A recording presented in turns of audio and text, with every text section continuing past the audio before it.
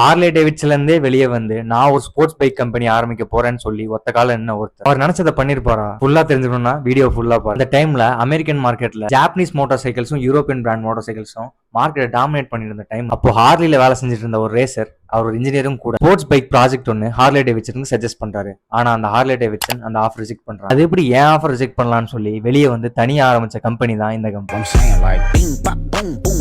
இது alphabet series லெட்டரி. இந்த மாதிரி புதுசான பைக்ஸ் அண்ட் கார்ஸ் பத்தி தெரிஞ்சுக்கணும்ல, அதுக்காகவாது லேர்ன் வித் லோக்ஸை ஃபாலோ பண்ணிட்டு இந்த வீடியோ முழுசா பாருங்க. வெளியே வந்ததுக்கு அப்புறம் 1983ல ரேசிங்காக ஒரு பைக் ப்ரொடியூஸ் பண்றாங்க. அது ஒரு தரமான வண்டி. 750cc 2 ஸ்ட்ரோக் இன்ஜின்ல வந்த ஒரு வண்டி. அந்த வண்டியோட பேரு RW750. இந்த பைக்கோட ஃபவுண்டரும் சாதாரண ஆளும் கிடையாது. பெரிமீட்டர் பிரேக்கிங் சிஸ்டம்னு ஒன்று கண்டுபிடிக்கிறார். அப்படின்னா என்னன்னா, ஹப்ல டிஸ்க் இல்லாம வீலோட ரிம் இருக்குல்ல, அதுல டிஸ்க் இருக்கும். சரி, இதனால என்ன பெனிஃபிட்ஸ் ஆச்சு வண்டிக்கு நீங்க கேட்டீங்கன்னா, ஹை ஸ்பீட்ல வண்டியை கார்னர் பண்றதுக்கு ஈஸியாச்சு, பிரேக்கிங் ஃபோர்ஸும் இம்ப்ரூவ் ஆச்சு. அதுக்கப்புறம் ஹார்லே டேவிட்சன் இந்த கம்பெனியை வாங்கி கொஞ்சம் வருஷம் கழிச்சு எக்கனாமிக் கண்டிஷன் சரியில்லைன்னு சொல்லி ஒரு காரணத்தினால இந்த கம்பெனியை மூடிட்டா இந்த ஃபவுண்டர் சும்மா இருந்துருவாரா? அதான் இல்ல. அதுக்கப்புறமும் திரும்ப எந்திரிச்சு வந்து பேர் சொல்லிடலாமா, அவரோட பேர் பியோல். ஆரம்பிச்ச ஃபர்ஸ்ட் கம்பெனியோட பேர் பியோல் மோட்டார். அதுக்கப்புறம் எரிக் பியோல் ரேசிங்னு போய் இது இப்ப EBR மோட்டார் சைக்கிள்ஸ் வந்து நிக்குது.